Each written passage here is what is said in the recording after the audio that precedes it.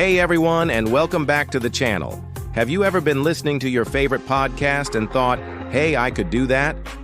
Well, you're in luck, because today we're demystifying the entire process. I'm going to walk you through everything you need to know to start your very first podcast, from the gear you'll need to getting your show listed on platforms like Spotify and Apple Podcasts. So if you've got a great idea bubbling inside you, stick around, because we're about to turn that idea into a reality.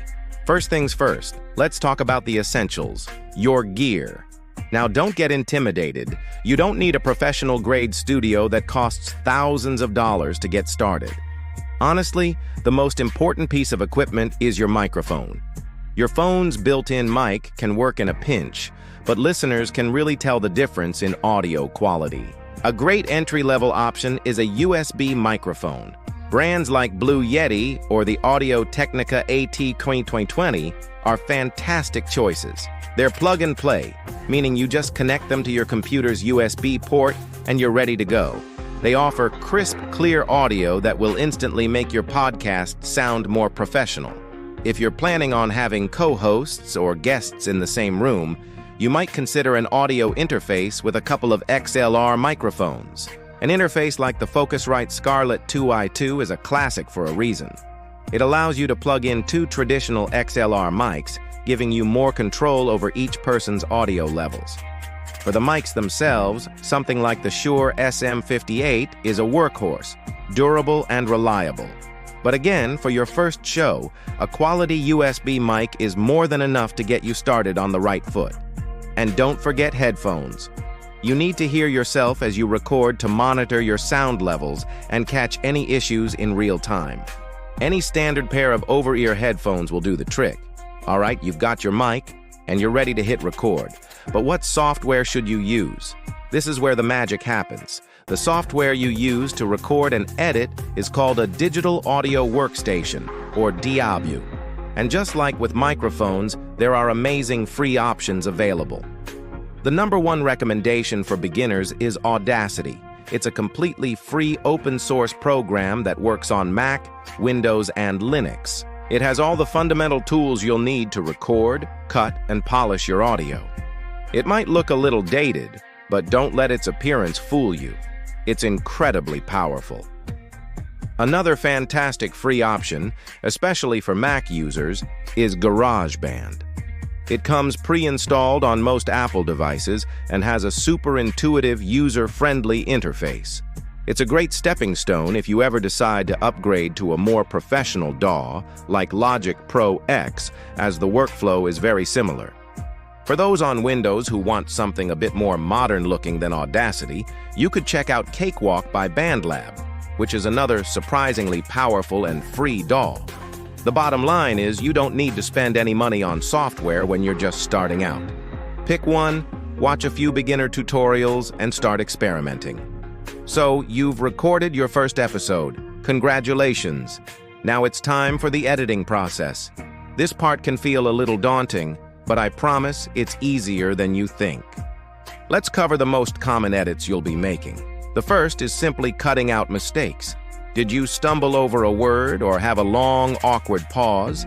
Just highlight that section in your DAW and hit delete. It's that simple. Think of it like editing a text document. You're just removing the bits you don't want. Next, you'll want to work on your audio levels. Sometimes one person might be louder than another, or you might have spoken too loudly into the mic, causing a peak. Most DAWs have tools to normalize your audio, which brings the overall volume to a consistent, standard level. You can also use a compressor tool. Don't let the name scare you.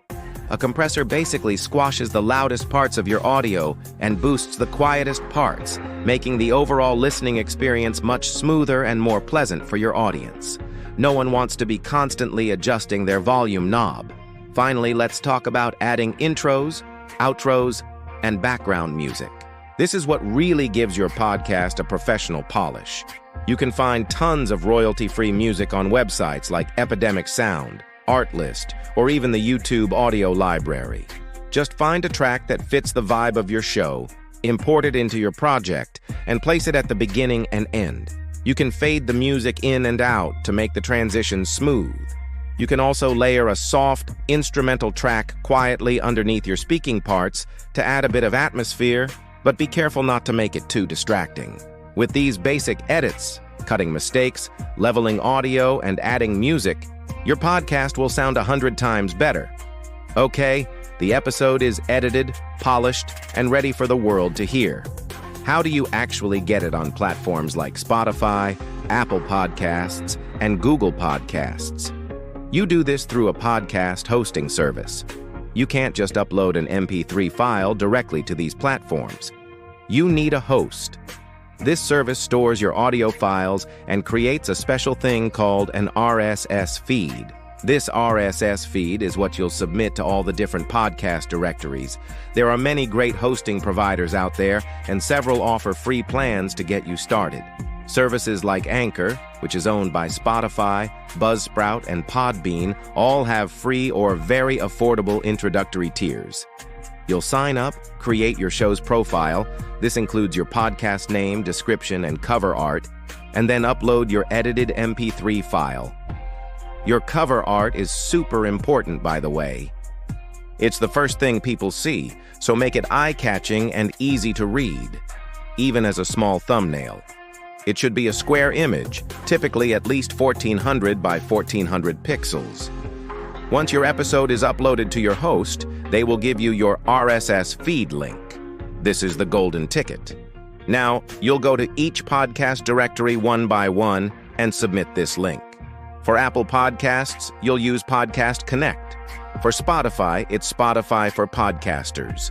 For Google, it's Google Podcasts Manager. It's a one-time setup process for each platform. You submit your RSS feed, they review and approve it, and within a few days, your podcast will be live and searchable. The best part is, after this initial setup, you only need to upload new episodes to your hosting service. Your RSS feed will automatically update, and your new episode will appear on all the platforms you're listed on. It's like magic. And that's really it. That is the entire roadmap to starting your own podcast. It boils down to these key steps. Get a decent USB microphone. Use free software like Audacity or GarageBand to record and edit. Learn a few basic editing tricks to clean up your audio, choose a podcast hosting service, and submit your RSS feed to the major directories.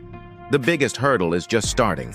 Don't get caught up in trying to make everything perfect from day one. Your first episode won't be your best, and that's completely okay. The key is to be consistent, to keep creating, and to find your voice. Your show will evolve, you'll get better with every episode, and you'll build an audience along the way.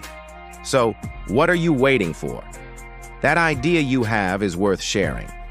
I hope this guide has given you the confidence to take that first step. If you found this video helpful, please give it a thumbs up and consider subscribing for more content just like this. And if you do start a podcast, I'd love to hear about it. Drop a comment below and let me know what your show is about. Thanks so much for watching, and I'll see you in the next one.